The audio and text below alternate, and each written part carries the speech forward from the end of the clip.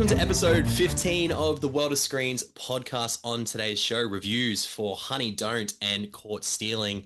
As always, we're going to look at last weekend at the Aussie box office. And Ashlee is going to take us through some reactions out of the Venice Film Festival. And Ashlee, another new name added to the World of Screens podcast universe. Ashlee Pradella is the awards editor at worldofscreens.com, the absolute expert in all things film festivals, Oscars, you name it. Literally, I get my information from her, but she's joining us on the podcast today. Ashlee, how are you? How are you doing tonight?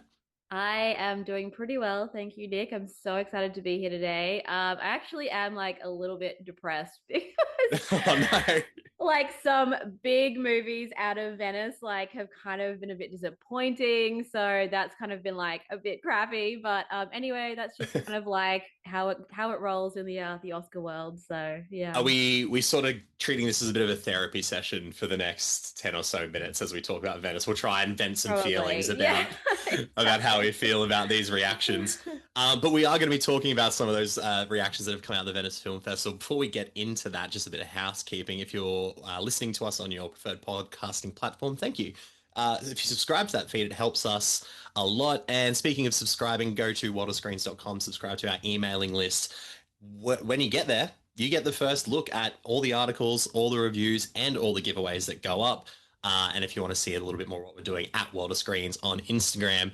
All your support's incredibly helpful, but at World of Screens on Instagram is exciting because today we put up the trailer, the newly released trailer for Begonia, which was one of the films that came out of the Venice Film Festivals. One of the highlights, I would guess. What have you been hearing about Begonia out of the Venice Film Festival, Ash? So I gotta say that so far, I think people were like really expecting Begonia to be maybe like a 5-star film. And I don't want to say like Right. I haven't necessarily heard negative reviews. I just haven't heard like glowing reviews. Is And it at 100%? I know Rotten Tomatoes yes, isn't it the is. be all and end No, all, but it is like, at okay, yeah. 100%. Yeah. And that's my fault for falling for that trap. That's No, I do think it's going to drop. Like, for example, I'm okay. pretty sure like Yorgos's last film, Kinds of Kindness, like debuted at 100%, but it dropped like very, very quickly. Mm. And a lot of the like pundits that I personally trust have been like very mixed on it. And Interesting. so, yeah, I guess it's just maybe a little bit concerned because I remember when his like last big Oscar film, Poor Things, came out, Mm. that was immediately like everyone was losing their minds, being like, holy crap, this is like the movie of the year. It's amazing. I think it Mm. then went on to win the Golden Lion, which is like the top prize at the Venice Film Festival. And that's just like not been the reaction here for Begonia. So Interesting.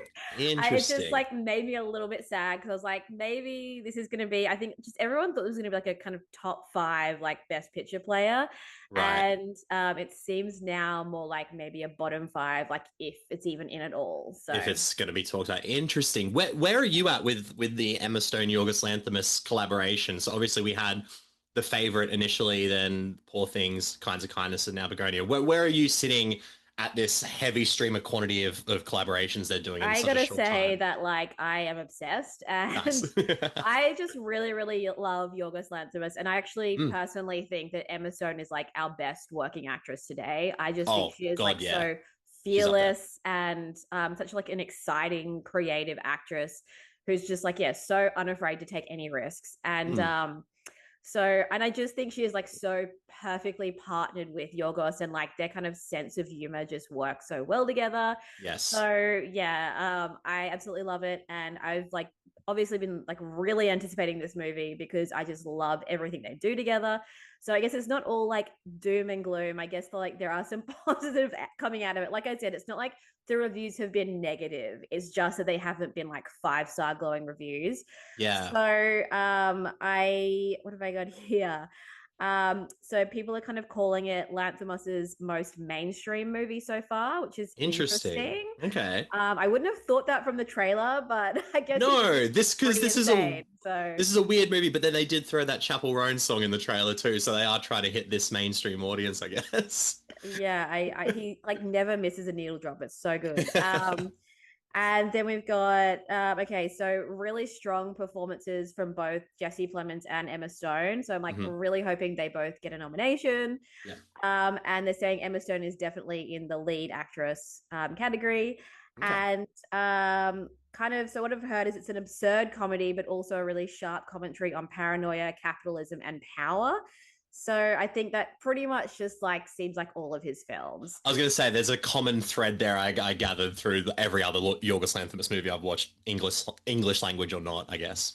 Yeah, exactly right. And I guess like the criticisms that I've heard is that the movie doesn't necessarily have, at least people are saying, it doesn't have the courage to fully explore the dangerous people that it's inspired by, I guess. And Interesting. Okay. again, I kind of want to like preface this by saying that this is like a very small sample size that has already seen the movie. It Totally. could go to the US and like absolutely explode and people could love it. So I'm right now trying to kind of keep like the faith that this Yeah, is a bit of optimism in there. Yeah, exactly right.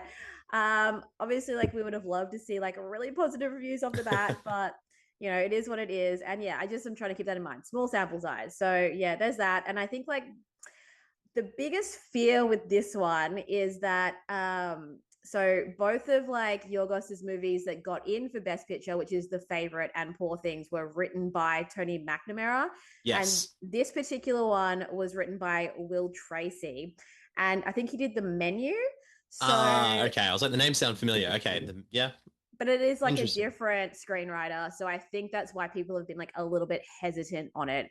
Sure. So yeah, Because the menu also got mixed reactions as well. and Like I know I that wasn't loved it. so did So I. I was a yeah, big I'm a fan, and big I know fan. that wasn't necessarily an awards player, but I do remember that sort of critical mixed reaction to Yeah, it there. yeah, 100%. Well, it's not too far away for us.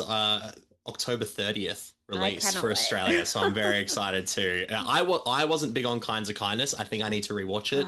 I loved L- it. I was one of the only people I when I saw it at Sydney Film Fest, I walked out. I think I was the only person in our small group who didn't vibe with it, but loved Poor Things. Like Poor Things is incredible, and I love Yorks's early work. So I think I'm in the same boat as you. Very optimistic for Begonia. So Fingers crossed. what else played at Venice? That was one of the ones to look out for that has had reactions. Yeah, so the other really big one was Jay Kelly, and that's Noah Baumbach's new film. Yes.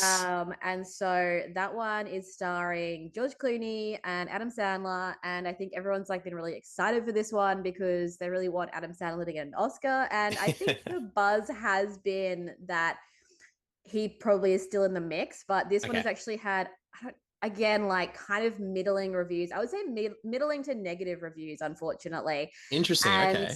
I'm mainly basing this off like the letterbox curve, and I would say that Yeah. like the letterbox curve for this one is kind of like in the middle, almost like leaning towards like the bad side, like a negative side. Like a 2.5 sort of, Yeah, yeah. like a 2 to 2.5, whereas Interesting. Begonia is like kind of more like the 3. All right. So yeah, look, I think the it's basically what I've heard is it's almost like a little like eternal sunshine of the spotless mindy. Like it's Oh, kind of like this character, George Clooney, he's playing this aging actor and he's like thinking about his life and all these like problems and things that have happened to him. And I think he's like remembering all these things. mm, So that's kind of what I've heard. So I've heard it's like very sentimental, but I've also kind of heard that interesting. people are struggling to like relate to it because it's about this actor and you know, like boohoo, poor actor kind of thing.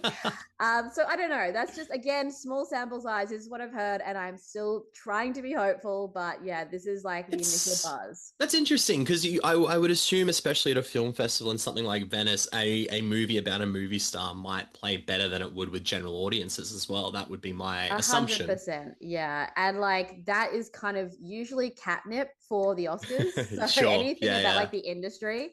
So I'm going to be really interested to see how this works. But I guess what's like even more interesting is what Netflix will kind of like choose as their number one film to push if Right. this one kind of like doesn't, you know, get the love maybe in America.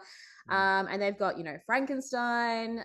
They've got what else have they got? House of Dynamite, Ballad of a Um, Small Player. yes, yeah. Yes, I that's actually probably my pick for like, yeah, what I Especially think they're gonna go when for. you've got Edward Berger coming so strongly off Conclave as Yeah. well. Like I know Conclave didn't clean up too like a lot, but it was notable and people knew it was I getting think it nominated for was like things. probably the number two film last year. Yeah, And then a few years ago, he did All Quiet on the Western Front. That was nominated. And I would actually also argue that was number two that yeah, year. So I I would say think so. he is an Yeah. incredibly strong director.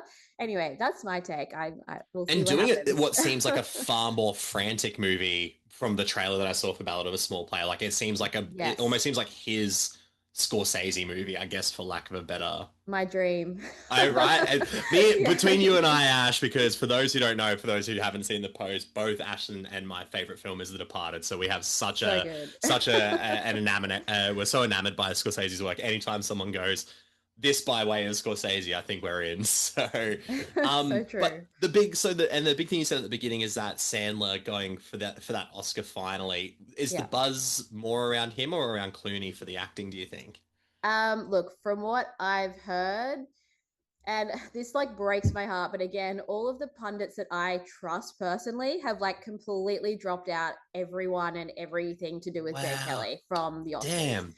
But I think that like anything positive I'm hearing is about Sandler. And I Okay. really do just have this feeling that like people want it to happen for him to at least get the nomination. Sure. So Yeah. I am still hopeful. But yeah, it's been like a negative day. That's why it's like It's been a a lot of yeah. heartbreak for me, unfortunately. Like two massive movies for me because I'm a massive Noah Baumbach fan. So Right. Yes. yeah. Yeah.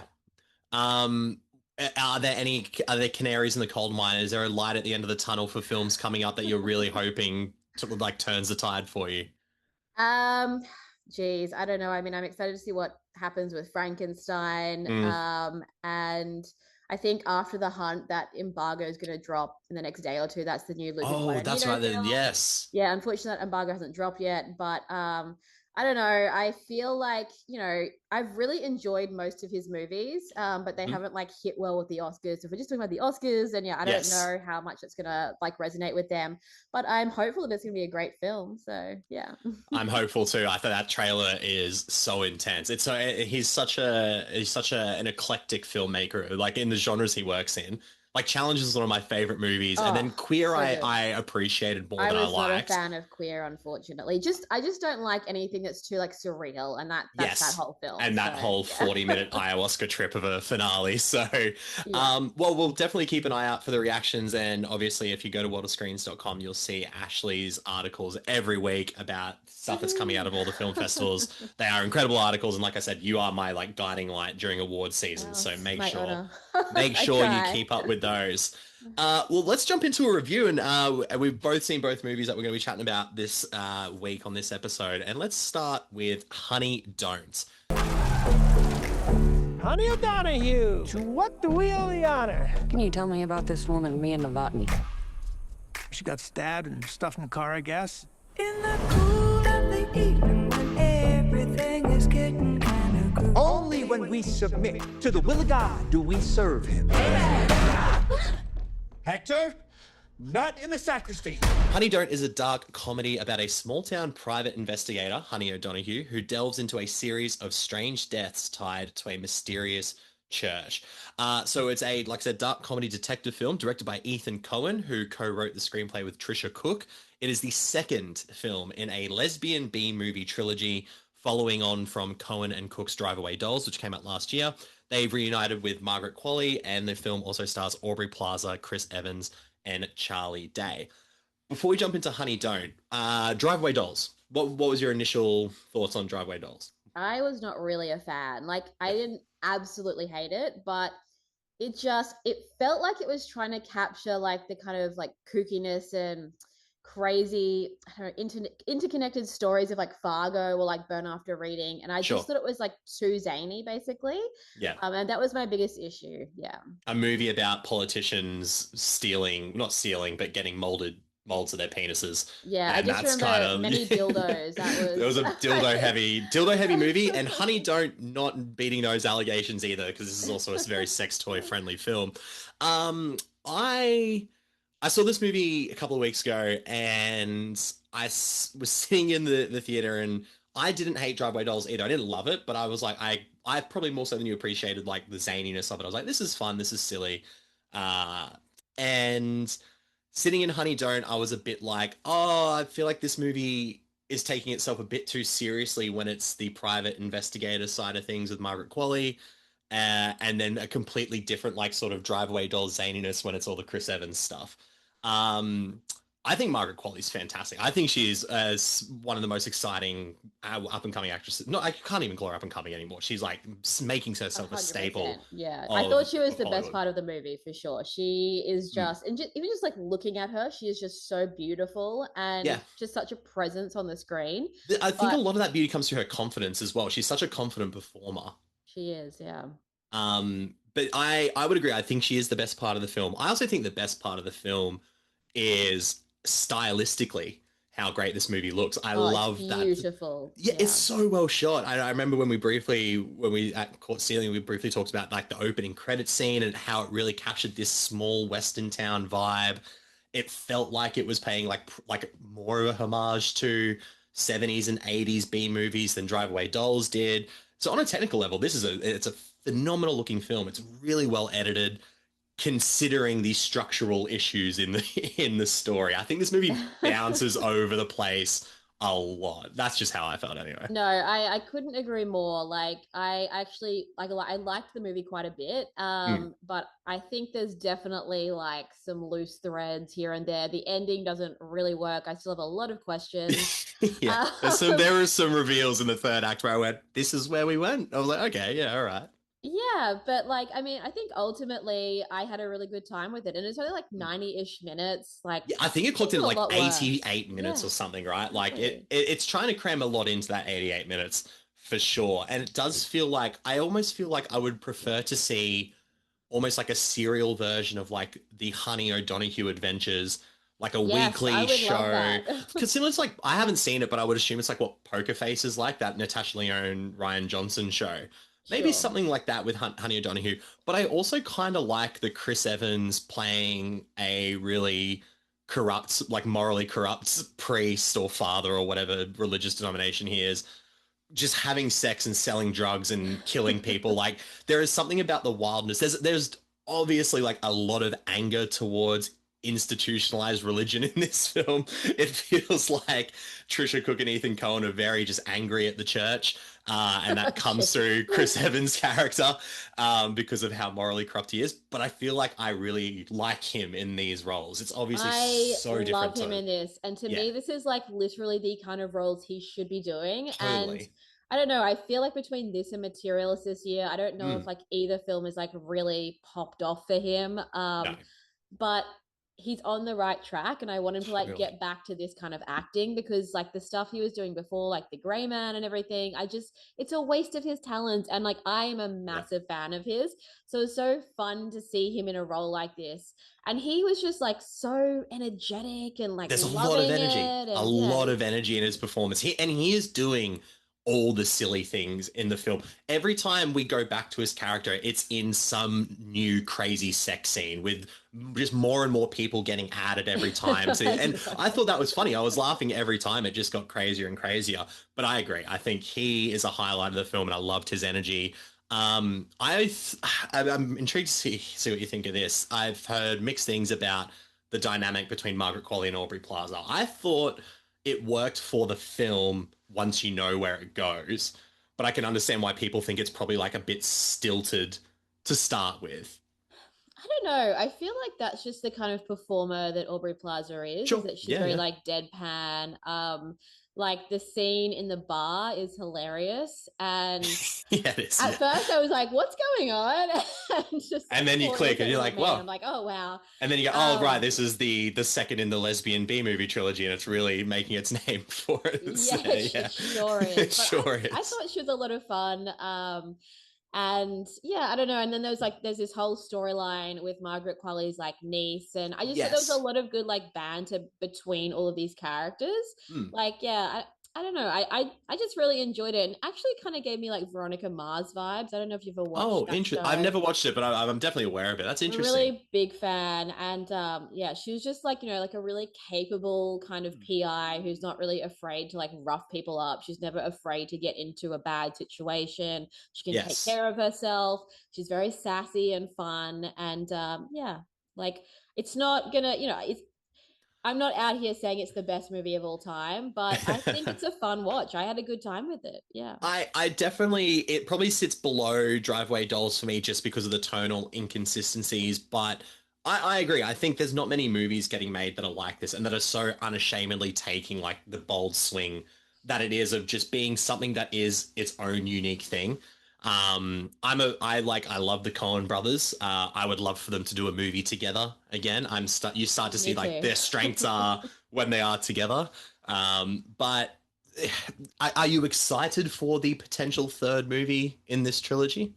I'm Okay, more excited Beavers, than I I think it's called. was. Yeah, Yeah. I don't know much about it. But yeah, this one has gotten me like back on the hype train, like back excited because that Hmm. first one, I was just like, I don't know, it just did not work for me. It felt like way too try hardish. Like they were Sure. just trying to make it funny. It didn't work. This one, all the jokes landed for me. I thought it was like a really good self-contained story and I had fun with it. So yeah, and Margaret Qualley, I'm never gonna say no to anything she's in, honestly. So. She is an absolute star in the making, and but also in the sense of she probably is going down that Emma Stone route where you get a couple of like, not to discredit Easy A, like it's a great film, you get a couple like Easy A's under your belt, get your name known, and then you go work with Yorgos Lanthimos, and like Margaret Qualley is Exactly doing right. like 3 of those a year. And she's already worked with Yorgos and she was in Poor Things. So like maybe Exactly. she'll be in the next one. You never know. I hope. She's doing the right things. She's doing the right things. So yes, that is. I'm excited to see where she goes from there. But that is Honey Don't, one of the films out this week. Well, let's move on to the Australian box office. So last weekend in the Australian box office, supplied every week by Numero Box Office. So thank you for that.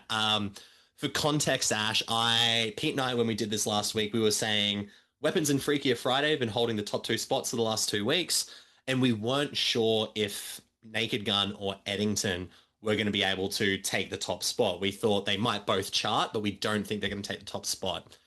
Eddington just made it in. Eddington debuted at number 10. Woohoo! I love Eddington. So I'm glad to hear that. $160,000. Eddington has grown on me. The more I've talked about it, the more I've thought about it. So I'm excited to watch it again.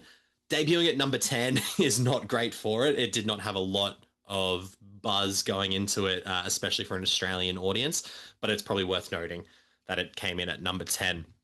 Number 5 on the list was Nobody 2 at $300,000, a pretty weak second week for that one there. Have you seen Nobody 2 yet? I haven't, unfortunately. I am not the biggest fan of like pure action movies. Sure. So I might just wait for this one for streaming. But yeah. And it won't be long. It won't be long to that. Obviously, contextually, it wasn't press screen for us, which is never usually a great sign.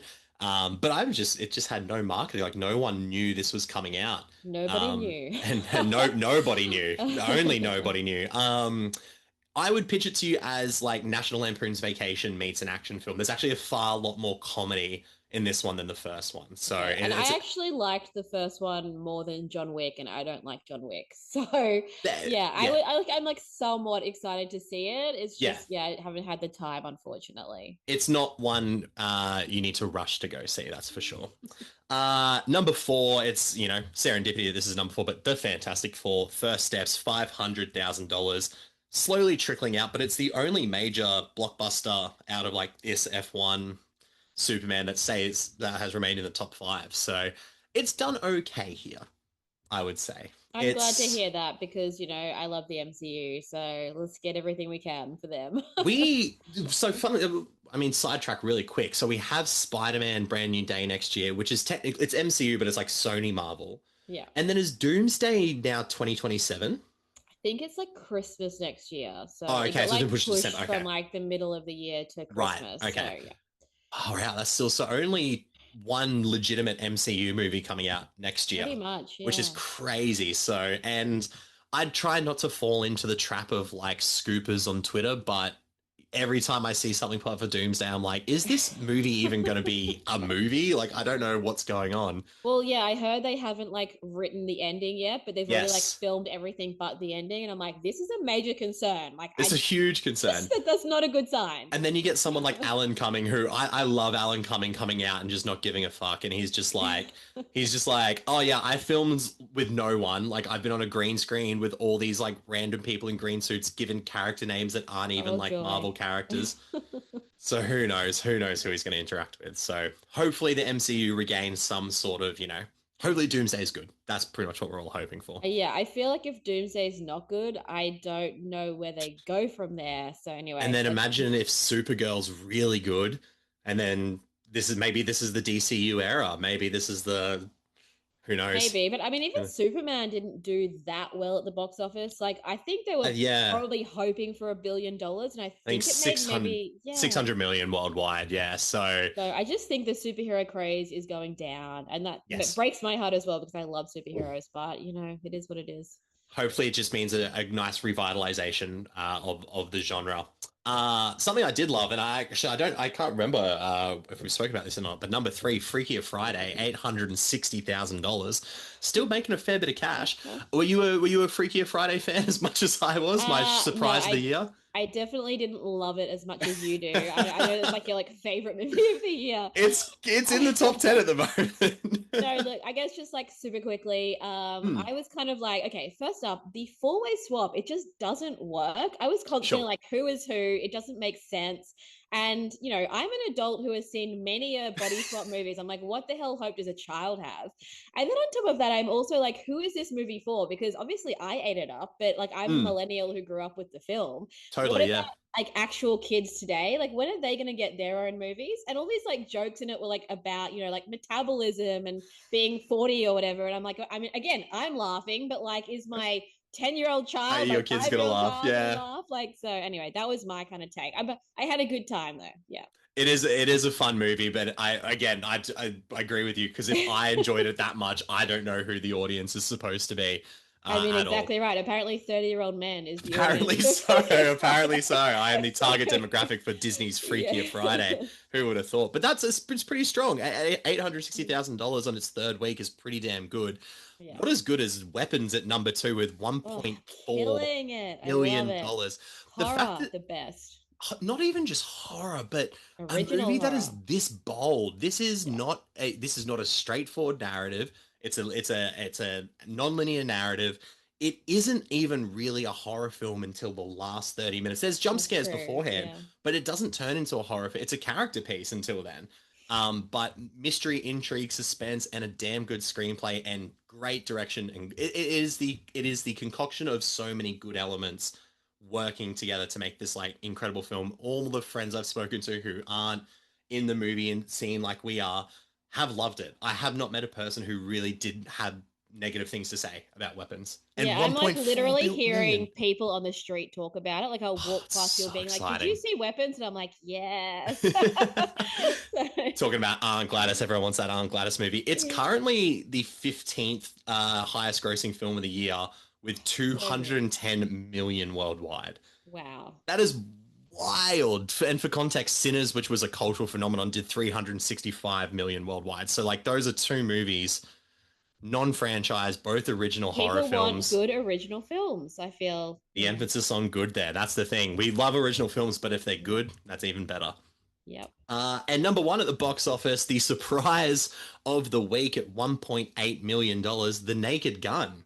Awesome. I'm happy with that. I had a great time with this movie. I mean, I'm glad to hear that comedies are doing well at the box office because I feel like that's the major reason why we haven't been seeing them a lot. Absolutely. I agree. And something that is as silly as this, like that's the thing, it's not trying.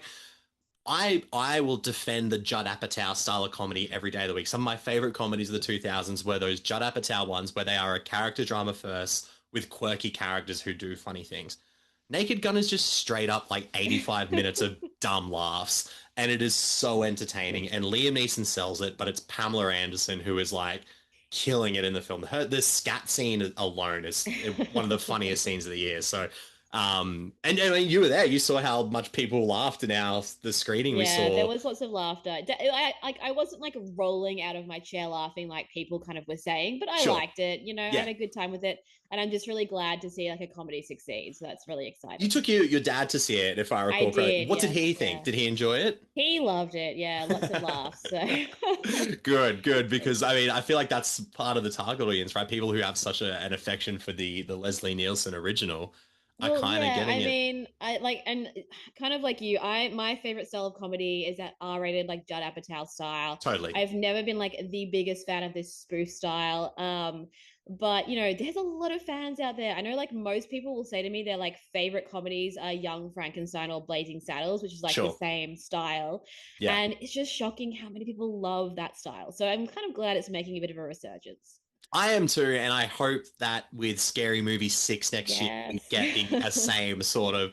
I have watched Scary Movie 2, no joke, maybe 100 times. I love what the Wayans brothers do. I'm Wow. excited to see what they do and if they can keep that trend going. But that is the box office for last weekend. Some lovely surprises in there and some strong holds, especially with Weapons and Freakier Friday. So Aussie box office is looking all right at the moment, Ash. We're doing okay. Keep going to the Love movies, that. people. Keep going to the movies. Please. And one movie that you maybe should check out this weekend is a comedy from the man who made Requiem for a Dream, and that is a Comedy. comedy. We will talk about that. That is Caught Stealing. Oi! What the fuck you doing, geezer? Is that the best you can do? I've got to fly back to London. I need you to take care of my cat. I like cats. I like dogs. Hey, is Russ home? Who are you? What's the baby, man?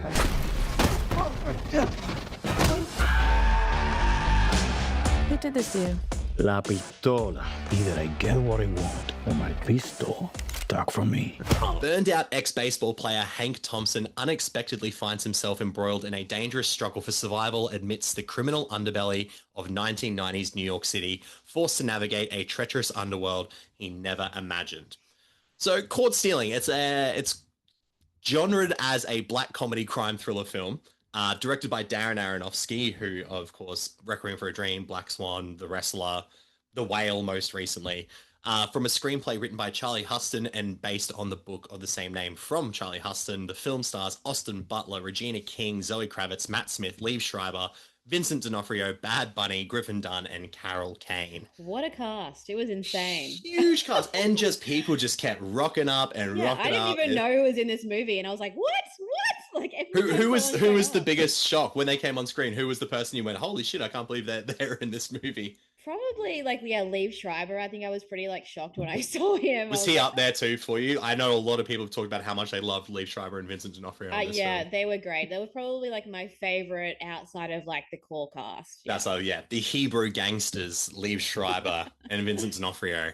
I'll start off by putting forward this question to you. Is this Darren Aronofsky's most mainstream film, his most accessible movie? 100%, yes. Is it because you don't leave feeling super depressed by the I mean, I don't know. I definitely felt like a little bit depressed, but Sure. guess there is like a somewhat hopeful ending to it. So yeah, If you're and looking I at the definitely wasn't like, what the spectrum- fuck's happening in this film? So If you're looking at the spectrum of like Aronofsky films, Caught Stealing is definitely on the end of the spectrum where that is a happy ending compared to literally every other film that sits at the other end of the spectrum. so true. And it's weird to think that Caught Stealing is right next to Requiem for a Dream for happiest endings because it has the least amount of people dying at the end of the film. So, so when I said comedy, there was a bit of a reaction. Where does the comedic sensibility maybe not lie in this one for you? I mean, look, I don't know. I feel like, and it's funny, like I gave this movie a 3.5 out of 5. I enjoyed it. So did I, yeah. just think that I went into this with unrealistic expectations because the trailer really set this up to be basically like Lock, Stock, and Two Smoking Barrels. And that is a funny movie. Like, to me, that's like more of a comedy than, you know, an action, a crime thriller. Sure. And so this one, to me, like, my biggest knock on the film is that it just, to me, it's not fun. It is not a fun film. Everything that, and I don't know if you have a different take, but for me, like, I definitely think there are some laughs in the film, but I never was having fun with it. And I was like constantly just like stressed out about this character. Right. And yeah, so I guess that was kind of like my downside because I really consider this to be one of my like chaotic kind of crime cinema to be one of my favorite genres of cinema. And like After Hours is one of my favorite movies, like Anora from last year. To me, Uncut Gems, such a funny movie. Exactly right. And so this one, it doesn't have that fun element to it that all of those films does. And that's just my take. I don't know what you think. Ashley, I have a fucked up sense of humor. I think that's what I'm learning from this conversation. I found this darkly funny. There was a lot of times where I was giggling at things I probably shouldn't have, and I think because they were, I believe Aronofsky also has this like dark sense of humor to it as well. I think this movie is so insane and so absurd. It's kind of sits just outside that realm of chaotic crime film that you were talking about. Like when I think about Uncut Gems, After Hours, basically Lock, like stock, this yeah. Lock, it's Stock. like, it's just not funny like those ones, I guess. Anyway, Exactly. Whereas like but I also sit there and go like Uncut Gems to me was a panic attack, and I often have this conversation with people about like I love those movies too because I love the thrill. But I could show it says, say, my partner, and she'll hate it because she didn't want to have that feeling for 2.5 hours while we were sitting there. I would feel far more comfortable showing Caught Stealing to her because I felt like it was a lighter take on that thing outside of Austin Butler's story, which is funny to say because he's the main character, but he's dealing with a lot of trauma in the film. That was the other thing I was going to bring up is it's like he can't make like so Aronofsky, he can't seem to make like his After Hours without adding this like intense psychological drama element to it. Yes. And I guess that kind of like again frustrated me a little bit because I agree. do we need that? I don't know. I want to have fun, or I just want to watch the chaos of him dealing with all this shit happening to him Totally. instead of like all these flashbacks of random trauma in his life. I agree with the flashback side of things really killed a lot of the momentum for me because it is terrible. Like, and in the most slightest of spoilers, there is a car accident that he keeps flashing back to that is incredibly traumatic, that shows a lot of incredibly traumatic imagery. And he constantly wakes up suddenly from these nightmares. I did love the sound design of him waking up every time, whether it was a car hitting a pole or like the baseball bat sound. I did appreciate that, but I agree. I think tonally, that did not work for me in any regard. I maybe in like the book version, it works a bit well when you can sort of play out those narrative threads a bit. But this movie's only like an hour 40 minutes, right? And it's cramming a lot of characters and it's cramming a lot of story into, similar to Honey Don't, it's trying to do a lot in a short amount of time. I think you could have just removed all that trauma stuff and, like I said, have this straightforward, insane thing where this guy is in over his head. He's a fish out of water, but he's also like not involved at all until he needs to be. And you have crazy characters. I think like the Hebrew gangsters are hilarious. The Russian gangsters had me pissing myself laughing. There is one shot where a bald, psychotic Russian gangster who I can only compare to like a pit bull pushes himself off a wall across the hallway to headbutt Austin Butler in the stomach. And it was the most random, like I couldn't make sense of it when I first saw it. And then about 10 seconds later, I was sitting next to our friends Jacob and Ada from Film Folks. I turned to Jacob and I was like, did he just fucking headbutt him across like the whole, and then we just started laughing. So there's so much zaniness and so much insanity, but there is just that, still that Darren Aronofsky sort of like trauma sprinkled over it. 100%. It's like he really wanted to make his version of After Hours, but he had to put his own spin on it. And so like, I get that. I respect that. And I think I would really like to rewatch it, I think, because going in with like the expectation that it's like, no, it's much more of a drama, then I think maybe I could appreciate it a bit more. Yeah. I think that's fair. But at the same time, I don't sense a lot of rewatchability for this film for me personally, especially out of like Aronofsky's filmography. I will go back and watch things like I can rewatch Black Swan. I think that movie's like fantastic. I can rewatch The Wrestler because I think it's like the best Mickey Rourke performance. Requiem I have a harder time going back to watch for obvious reasons, but I just don't see, despite this being his like, for lack of a better phrase, like quote unquote fun movie, I don't see myself like running back to watch this one anytime it's soon. very dark as well. Like there was a few times where I was a bit shocked where certain things happened. I guess I was like, wow, I didn't think there was there. In a violence sort of sense mainly, or for sure. No, because I felt the same way. There was definitely, I didn't realize this was MA when we were going into it. Like I didn't know what I was expecting, but there is definitely some violence in the film that really caught me off guard. But at the same time, you have people like I thought Austin Butler was good. This is definitely not his best performance. Like I feel like he just probably my favorite performance of his actually. But we did talk about this beforehand. Not a big fan of his, so that's right. No, maybe that's why. Yeah. And I think, and this isn't a bad thing. I think he just wanted to work with Aronofsky, and I think that's fine. Zoe Kravitz, I'm always hit or miss on. I think sometimes she probably lacks a little bit of energy and charisma, but I feel like it's one of those things that like even Dakota Johnson sort of gets like hard done by. That's just personality thing. But then there's times where Zoe Kravitz I think is amazing, and I also think After Blink Twice she's an incredible filmmaker as well. And their chemistry was fine. Like it's really hot and heavy to start, and then it sort of fizzles out I a thought little bit. she was pretty great. Like, Yeah. I just thought she was so fucking hot. Like, honestly, I mean- she was like, and I guess I don't know. Like you're It's saying, yeah, their effortless for her as well. chemistry. It is Yeah, they were just two effortless. hot people getting together. Like, The- it's gonna work in that regard.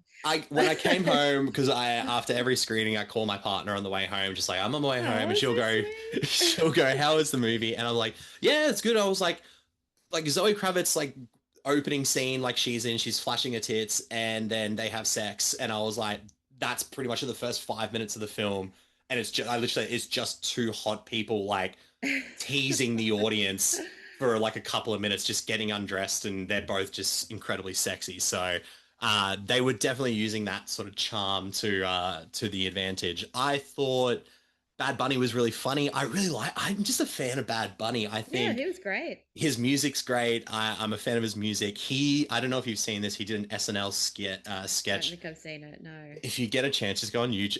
I'm the only person who seems to find this really funny. Me and my partner. He dresses up as Shrek. He wants to do a Shrek skit on SNL, and just it's chaos, and it's really fun. Okay, I've got to see it. Between this and Bullet Train, I really like him doing these sort of genre style movies. I think they're really fun. I love Bullet Train. See, that's another great one in the chaotic cinema kind of canon. Absolutely. And another really fun one. So, and one that just keeps getting crazier and crazier. Regina King, I think she has so much gravitas as a performer. This character just sucked. Like I wasn't a fan of this character. I just love her. Like what's going on with whatever was happening there. It was just very all over the place and confusing. But you know who actually stole the whole movie, in my opinion, was the cat. The cat, yeah. It's almost like I don't know why even like cast this cat when it's literally gonna steal the whole show. It's the dog performance in The Friend also earlier this year. Like animals are coming for the Oscars. That's probably why Adam Sandler's been unfortunately booted for Jay Kelly, but we're going to put the cat from Caught Stealing. To be able to train an animal to do that's incredible. The cat does some really cool shit. There is a collective like groan and awe from the audience with a scene involving the cat unfortunately getting hurt at one point in the film. The cat does not die. I think a lot of people would like to hear that sort of thing. The cat does not die, but it did get hurt, and it got a collectively empathetic reaction from the audience. So but yeah, look, I think Darren Aronofsky elevated this film to a level that maybe if it was under any other sort of maybe up and coming filmmaker would probably maybe sit this more at a 3 or a 2.5 for me. I just think there was enough that Aronofsky did technically. The way he moves the camera, he utilizes some really cool drone shots in the film. One thing I noticed during a chase scene is that they even put Austin Butler's character, who's an ex-baseball player, is running away, and he baseball slides under a forklift. And I was like, that's cool. Like they've added this choreography in there. That's kind of, so I think he definitely elevated it to a level that brought the source material up as well, but it didn't necessarily save the film for me, I guess. Sure. Yeah, it's funny. Like, I feel like I sound like I was more positive on Honey Don't, which I actually rated lower. I guess I just had such a high expectation for this film. And I'm not even like the biggest Aronofsky fan. It was just more that like the trailer had me so excited. It looked so chaotic. And then it really, like I said, to me, the biggest thing is just I didn't think it was a fun film. Like it definitely was funny in parts, but not fun. Not a fun film overall, which the trailer definitely, with its like 90s aesthetic and 90s rock and roll soundtrack. And I gotta say, that soundtrack was immaculate. So good. Every needle drop. When Bitch by Meredith Brooks plays in the part, I was like, that is perfect. Absolutely perfect. But I would recommend people maybe go check it out this weekend. I think if people do go see something like this in the cinema, we do get more chances at bolder films like that. Not necessarily this is an original film, but hopefully someone then comes along and makes the 5-star version of this one there. Yeah, I'll be really interested to see how this one goes, mainly to see how like Austin Butler can carry a movie. 100%, yeah. Because he hasn't really carried one before. Like obviously he had Elvis, but that was like Elvis. It's Elvis, name. and it's So, and in yeah. fairness, it's like Baz Luhrmann. Like I think a lot of people were going for that. And then he had the Bike Riders, which didn't do incredibly well, but again, ensemble with Tom Hardy and whatnot. Yeah, he definitely wasn't the lead of that film, so I don't No. think that was like on him. Whereas like to me, this film is like very much being sold on him. So I agree. So I like you. I'm very curious to find out how it goes this week. And that was do Caught we Stealing. predict the box office? Sorry to cut you off. No, we haven't, but we can. No, absolutely. No, I'm just curious to see like what do you think is gonna like rise to the top this week? Yeah, I think Caught Stealing might be top 3. I reckon the 3 will be. I think Weapons could creep back to number 1. I think it might go Weapons, Naked Gun, Caught Stealing. I think those who want to see Naked Gun have seen it.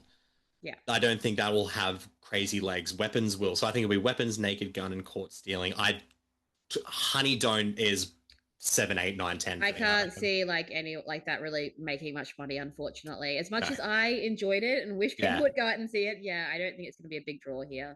No, and because with the only other new movies we've got, Neja 2 is coming out. I think that'll get some buzz, but I don't think it's going to. Like, I'm hoping to take my kids to see that. And like it's like the highest grossing film of the year, but that's mainly out of China. China. I just don't think anyone knows about this movie, honestly. Like, no, I think they're working off that buzz because it was released earlier this year in America and Australia in Chinese. And this is the English language dub because now it has become so popular. Did it do well during like? Do you know if it did well during when it came out earlier with the Chinese? I don't know. Obviously not because no one talked about it. I guess really, right? I honestly didn't even know it was like a thing until I guess it became that highest grossing film, and I heard some people talk about it, and I was like, oh, I'm sad I missed this. And then I heard it was coming out in English, and I was like, I can take my kids because obviously you can't like my kids can't read yet, so. But it's vivid and it's colorful, and it is unfortunately 2 hours and 20 minutes long. Like it's a long movie. Really? Okay, I can't take my kids. The last 45 minutes is pure just action. It's just action, spectacle, and colors. So maybe just take them like halfway through the film and just see how they go for that. Long movie. And then the only other one is Toxic Avenger, which I don't think is going to do crazy. It's playing super limited sessions. Like if you look at any cinema that's playing it, it's like after 7 o'clock at night. So that'll be super limited. So I don't think definitely has like a cult following though. But I don't think it's gonna like do well. No, it's got a very, very niche audience. Cult means niche, exactly. Super niche. So but yeah, we will see. We will see next week. But that brings us to an end of another episode of the World of Screens podcast. Thank you so much, Ashlee, for jumping on. I really do appreciate it. Thank you for having me. It's so fun. If people want to obviously see your stuff, they can go to worldofscreens.com, see your awards articles. But where else can they find you on the internet? You just have like a tiny little account on Instagram, right? It's just Movie Watching Girl on Instagram is like the main place you can find me. So just spurting all crazy stuff on there about movies. I'll gas it up for you. One of the only movie Instagram accounts shouted out by the Big Picture podcast by Amanda Dobbins herself. Literally like the best moment of my life. So. Which is I would assume is like a religious moment. That is like the Lord calling out. You can't even like imagine, honestly. Like the Big Picture is my life. So this was like my best friends were like acknowledging my existence. It was very exciting for me. I love that. Side note on that, have you been listening to Mission Accomplished while they're on? I have, break? I'm loving it. It is really good. Loving it. So. And they're covering like some of my favorite movies as well. So absolutely. It's I highly recommend if you jump on the Big Picture feed. The show itself is great, but there is a limited series playing at the moment about American cinema post 9/11 that is truly incredible. So that is definitely worth a listen.